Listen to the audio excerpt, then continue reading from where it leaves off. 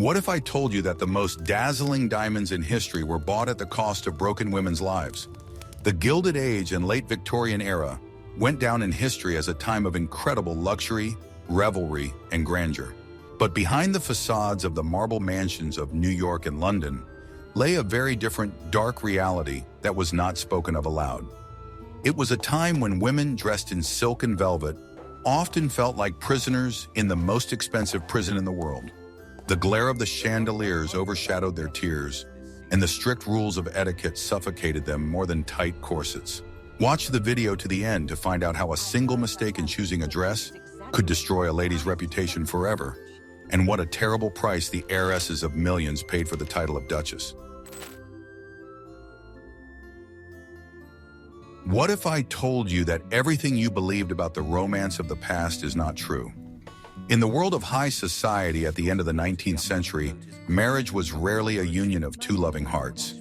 It was a cold, calculated deal, reminiscent of a merger between two large corporations, where feelings carried no weight.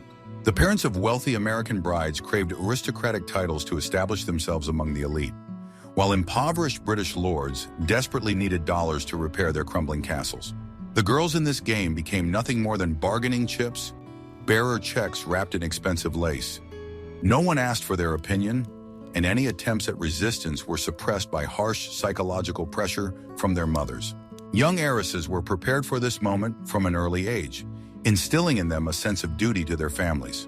They were told that love was the lot of commoners, and that a lady should think about her position in society and the honor of her family name. Often, the groom was twice the bride's age, not particularly handsome or pleasant, but possessed the coveted coat of arms. The first meeting of the future spouses could take place just a couple of days before the engagement was announced. The girl saw before her a stranger, a cold person, with whom she was to spend the rest of her life. Fear of the unknown was mixed with a feeling of hopelessness, but there was no turning back. On their wedding day, which newspapers described as a fairy tale celebration, many brides walked down the aisle with tear-filled eyes. Hidden beneath layers of expensive veils were faces contorted with despair, which guests mistook for excitement. The church vaults, decorated with thousands of white lilies, resembled the set of a tragic play.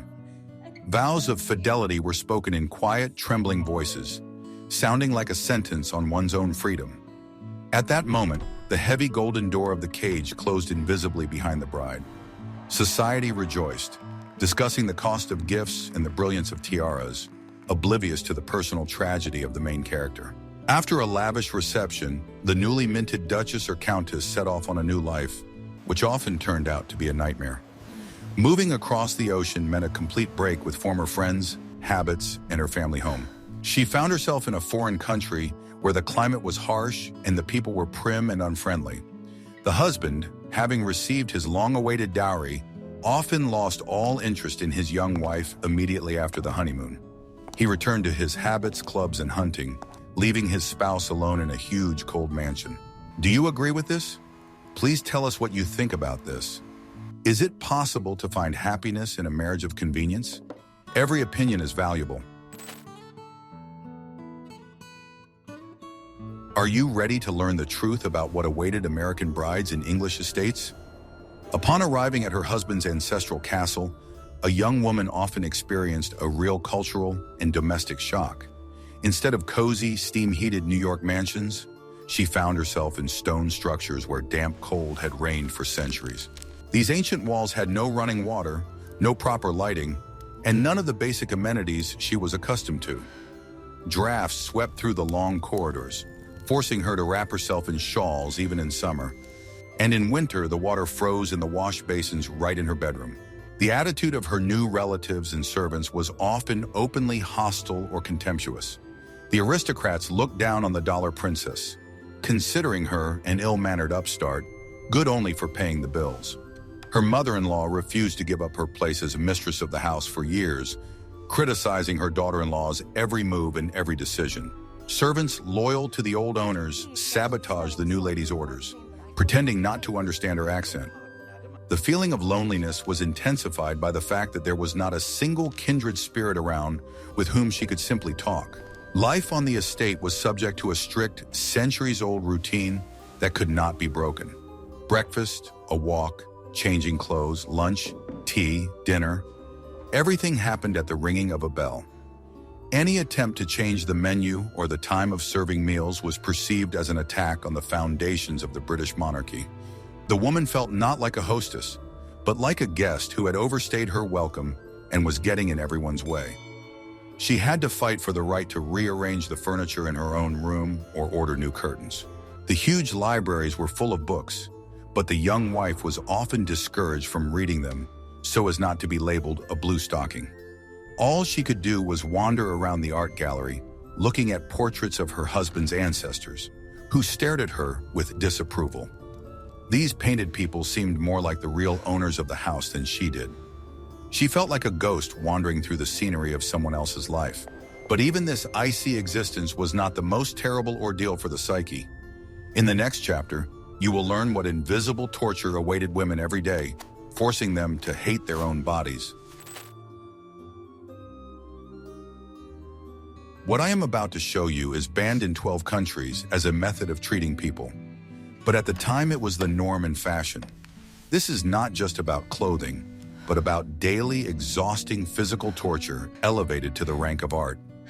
The ideal hourglass silhouette required the waist to be cinched to unnatural sizes, 45-50 centimeters. The corset was not just underwear, it was a rigid frame made of whalebone and steel that deformed the ribs and compressed the internal organs. Women literally could not breathe deeply, taking only short, shallow breaths. The morning began with a lacing procedure that could take up to half an hour and required the help of a maid. The maid pressed her knee against her mistress's back, tightening the laces until the waist reached the desired circumference. This was accompanied by pain, dizziness, and darkening of the eyes, but it had to be endured in order to meet the standards. This armor could only be removed late at night, before bedtime. All day long, the body was in a vice, restricting any movement and causing constant discomfort. But it wasn't just the corset, because layers of other clothing were worn on top of it. Petticoats, bustles, pads, bone bodices. The total weight of the outfit could reach 15-20 kilograms. Carrying such a heavy load throughout the day was incredibly physically exhausting. In the summer heat, the layers of fabric created a sauna effect from which there was no escape. Sweat poured down the body under the corset, causing skin irritation and unbearable itching that could not be scratched. The most dreadful requirement of etiquette was the need to change clothes several times a day. A morning dress, a walking dress, a visiting dress, a tea dress, a dinner dress. Each event required a change of attire. This meant that women spent hours in front of the mirror, taking off and putting on complex structures. This was no less exhausting than hard physical labor in the fields. She had no time to just be herself. She was a living mannequin. Constant corset wearing led to chronic health problems, which were shamefully kept quiet. Organ displacement, digestive problems, back muscle atrophy, constant fainting. Such was the price of beauty. The famous feminine weakness in pallor were a direct result of oxygen deprivation. Women fainted not from an excess of emotion, but from the inability to breathe. And even in this state, the first thing they did was check their posture for propriety. It was practically impossible to eat in this tight corset, so portions at dinner parties were tiny. The stomach was so constricted that any extra bite caused pain and nausea. High society women often lived in a state of constant semi-starvation. This was considered a sign of refinement and aristocracy, although in reality it was slow exhaustion. Food became not a pleasure, but another torment. Thank you for watching. Where are you watching us from? What interested you most about these crazy fashion demands? Share a like if you enjoy delving into history. Hook. Guess how much time a woman of high society had to herself each day? The answer may shock you. Not a minute. A lady's life was scheduled down to the second, turning into an endless marathon of obligations. From the moment she woke up until she went to bed, she was under the scrutiny of prying eyes and strict rules. There was simply no free time in this schedule when she could just sit in silence or do what she loved. The morning began with sorting through correspondence, which was not entertainment, but hard work. She had to personally respond to dozens of invitations, thank you letters, and polite notes. Each occasion had its own type of paper, its own wording, and its own rules of etiquette. A mistake in addressing a titled person could cause serious offense. Ladies usually did not have secretaries for personal correspondence, and they would sit at their desks for hours writing calligraphic lines. Then came visiting season, a complex and pointless ritual of exchanging cards. Ladies would get into a carriage and visit the homes of acquaintances, leaving their calling cards or stopping in for 5 minutes for a formal conversation. There were strict rules: who to visit first, how long to stay, what to talk about. Failure to return a visit was considered a gross insult that could lead to exclusion from the circle of the elite. It was an endless race around in circles, devoid of any human warmth. Lunches and charity bazaars filled the middle of the day, requiring constant composure. At these events, it was impossible to relax. One had to keep up appearances and engage in small talk. A woman was always on stage, playing the role of the perfect representative of her class. Any slip-up, bad joke, or tired look immediately became the subject of gossip. She was a living showcase of her husband's success, and that showcase had to shine. But what if the pressure of the spotlight became unbearable and a woman made a mistake? In the next chapter, you will learn how cruelly society punished those who stumbled. In a world where reputation was more valuable than gold, the slightest mistake could cost a woman her life. Social death was a very real concept and frightened high society ladies more than physical death. The mechanism of exclusion from society was ruthless and irreversible, working as precisely as a guillotine. One wrong glance, one careless word, or one appearance in inappropriate company was enough. The judges and executioners were yesterday's friends and influential matrons, who held the guest lists in their hands. The most terrible punishment was the so-called cut, outright ignorance when meeting. If an influential lady walked by, looking through a woman as if she did not exist, it was a signal to everyone else. From that moment on, the doors of the best houses were closed to the victim forever. She was no longer invited to balls, her letters were not answered, and she was ignored at the opera. She became invisible, a ghost that everyone diligently avoided so as not to be infected with bad luck.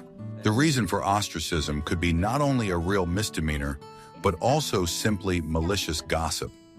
Rumors spread like wildfire, becoming embellished with monstrous details. It was impossible to defend oneself against slander, as any excuses were perceived as confirmation of guilt.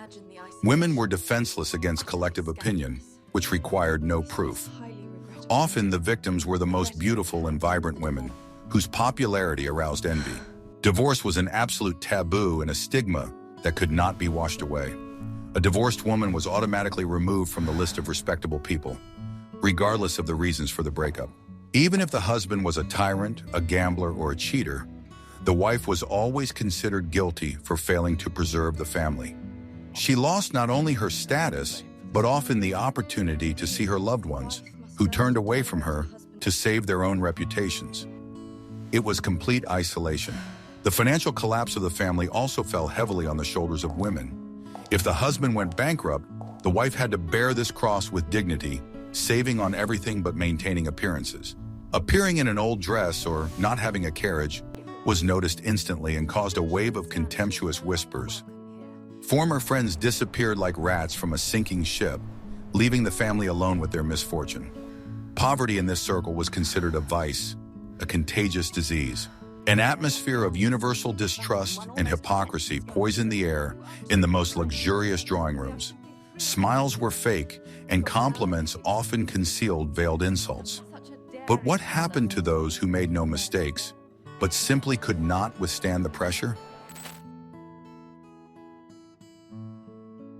Hook, what if I told you that the cure for depression in that era was worse than the disease itself? Women whose psyches could not withstand the pressure of the gilded cage often fell into the hands of fashionable neurologists. Any manifestation of sadness, apathy, or desire for independence was branded with a diagnosis of hysteria or nervous disorder. Instead of understanding and support, the unfortunate women received barbaric treatment designed to break their will completely. The most popular and cruel method was the so-called rest. The essence of treatment by rest was the complete sensory isolation of the patient. The woman was locked in her bedroom, put to bed, and forbidden to get up, read, write, sew, or even talk. She was instructed to lie motionless for hours, staring at the ceiling or the patterns on the wallpaper. It was believed that any mental activity depleted the weak female brain and harmed the reproductive system. In fact, it was imprisonment in her own home under the supervision of nurses. Nutrition during such a course was forced and excessive. Patients were forced to drink liters of fatty milk and cream and eat high-calorie foods to restore their vitality. Refusal to eat was seen as a symptom of the disease and was suppressed. Women quickly gained weight, became flabby and apathetic, losing the last remnants of their self-confidence. They turned into overfed, spineless creatures, completely dependent on those around them. This method did not cure depression, but drove it deep inside, bringing it to the brink of madness. The inability to occupy the mind with anything led to hallucinations and obsessive ideas. The wallpaper began to move, shadows took on sinister shapes, and silence rang in the ears. Charlotte Perkins, Gilman's famous story, The Yellow Wallpaper, was written about just such an experience and the horror of slowly going mad. The woman screamed for help, but her cries were perceived as another bout of hysteria. But even those who escaped the doctors could not escape another, no less terrible fate. In the next chapter, we will talk about how luxurious interiors became the backdrop for the loneliest dramas. The luxurious mansions of New York and London were designed to impress guests, not to provide comfort to their owners.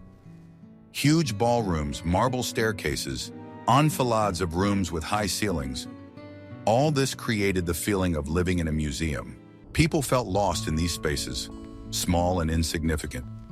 The architecture emphasized the distance between people, separating them with long corridors and heavy doors. A husband and wife could live in the same house and not see each other for days, inhabiting different wings. A woman's private quarters, her boudoir and bedroom, were the only place where she could take off her mask. But even here, the atmosphere was often oppressive and overloaded with details. Heavy velvet curtains blocking out the light, massive dark wood furniture, countless knickknacks gathering dust. The air in these rooms was stale and stagnant. They were golden cages upholstered in silk, where time passed slowly and viscously. The mirrors reflected not a happy hostess, but a lonely figure, frozen in anticipation of something that would never come. The silence in these houses was special, echoing and frightening. The sound of footsteps was muffled by thick carpets, voices were muffled by tapestries. It seemed that the house itself was watching over its inhabitants, absorbing their secrets and sorrows. In the evenings when the guests left, the mansion was plunged into darkness, dispelled only by the faint light of candles or gas lamps. Shadows danced in the corners, creating the atmosphere of a Gothic novel where the heroine is locked in a castle with ghosts. Women often tried to fill this void with things, endlessly buying vases, figurines, and paintings. It was shopaholicism born of despair, an attempt to buy emotions and novelty. Rooms were turned into warehouses of expensive items with no room for real life. Things displaced people, becoming more important than their feelings. A random scratch on a lacquered table could cause a greater tragedy than the tears of the hostess. Separate bedrooms for spouses were the norm, symbolizing the emotional gap between them. The door connecting the husband's and wife's rooms was often locked or opened only on a schedule. Intimate life was reduced to marital duty, devoid of passion and tenderness. The woman spent her nights alone in a huge cold bed under a canopy, listening to the sounds of the house. This physical loneliness was perhaps the hardest trial. There was another side to this drama of female loneliness. Men who were physically present but emotionally absent. Aristocratic upbringing and social norms turned husbands into cold, detached statues. Showing feelings was considered a weakness unworthy of a gentleman. From childhood, they were taught to restrain their emotions, to be tough and authoritative. As a result, women did not get a partner in their husbands, but a statue, closed in its armor of propriety and tradition. The life of a man of high society ran parallel to that of his family, with almost no overlap. He spent most of his time in closed gentlemen's clubs, where women were strictly forbidden. There, in clubs filled with cigar smoke and the smell of whiskey, their real life unfolded, with political debates, card games, and casual conversation. They returned home only to change for dinner or sleep, treating their homes like hotels. Hunting, horse racing, yachting, and traveling took up months of the year. Husbands went on expeditions to Africa or India, leaving their wives alone for 6 long months. Letters were rare and dry, containing reports on trophies and the weather. Women were not companions in these adventures. They were merely those who waved handkerchiefs at the pier and waited faithfully for their return. Her world was static. His world was full of movement. Having a mistress was not just the norm, but almost a mandatory attribute of a wealthy man. Actresses, dancers, or simply ladies of the night received the attention, passion, and generosity that their lawful wives were deprived of. Men sought the lightheartedness and fun they couldn't find in the stuffy living rooms of their homes. Wives were expected to know about this and keep quiet, maintaining their dignity. Scenes of jealousy were the height of impropriety. In a society where a woman's value was determined by her appearance and ability to shine, old age was a death sentence. As soon as the first gray hairs appeared and wrinkles formed around the eyes, a woman began to feel the icy breath of oblivion.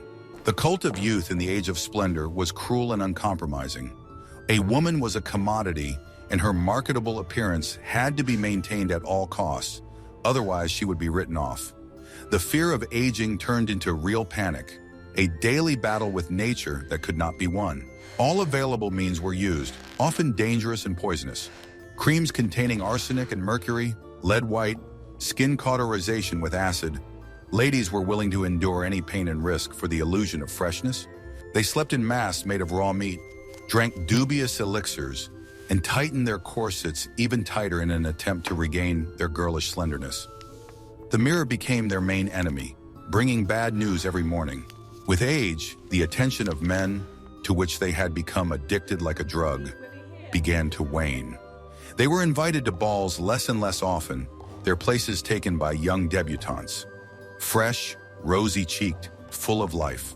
Yesterday's queen of the ball turned into a respectable matron whose role was to sit by the wall and watch other people's celebrations. It was a painful fall from grace, a loss of power and influence that had been based solely on beauty. Husbands who had never been particularly faithful now openly took young mistresses without any shame in front of society. The wife had no choice but to endure this humiliation, pretending that she was above jealousy. She became a mommy, the keeper of the hearth, but ceased to be a woman in the eyes of her spouse. The feeling of her own uselessness and inferiority ate away at her soul. Clothing for older ladies was austere, dark, and heavy, as if mourning their lost youth. Bright colors, low necklines, and jewelry were considered inappropriate for a woman of a certain age, even if she was only 45. Society itself forced them into the confines of old age before their time, forbidding them to be attractive. Any attempt to dress fashionably and youthfully was met with ridicule and whispers behind their backs. She's forgotten how old she is. When the lavish funeral was over and the last carriage left the cemetery, little remained of the socialite's glamorous life. A cold marble monument with her husband's name carved on it, where she was referred to only as his faithful wife. A few lines in an obituary listing her charitable deeds and receptions, and perhaps a portrait in the gallery in which she is forever young and smiling mysteriously, hiding her secret. The legacy of these women was not their thoughts, feelings, or talents, but their possessions. What remained were jewelry boxes, over which the heirs would later fight, without thinking about how heavy they were for the one who wore them. There were dresses that would eventually decay in museums or attics, turning to dust. There were diaries that were often burned to hide family secrets and indecent experiences. Women's voices were erased from history, drowned out by the roar of their husbands' achievements. Railroads, factories, politics. But behind these material traces lay a deep trauma, passed down from generation to generation. Daughters who witnessed their mother's misfortune often repeated their fate. knowing no other way of life. They also married for convenience, endured the coldness of their husbands, and suffered from loneliness. It was a vicious circle of pain, masked by etiquette and tradition. The golden cage was passed down as the most valuable heirloom. Only a few dared to break this circle, becoming suffragettes, writers, or simply independent women. They drew strength from rejecting the experience that had ruined their mothers. But even they carried the mark of this ancestral sadness, the memory of silent tears in velvet boudoir. The history of women's emancipation is largely a history of escape from those very luxurious mansions that seem like paradise from the outside. We have touched on the secret history of women whose lives seem like a fairy tale, but in reality were a drama full of silent suffering. Behind the glitz of the Gilded Age lay millions of invisible tears, shed into pillows made of the most expensive silk. These women were victims of their time, hostages to wealth and status, deprived of the right to simple human happiness. What other secrets of the past would you like to uncover with us? Write in the comments about the topics that interest you. Whether it's the fate of servants, the secrets of royal courts, or the history of fashion. And be sure to subscribe to the channel so you don't miss out on new journeys into history.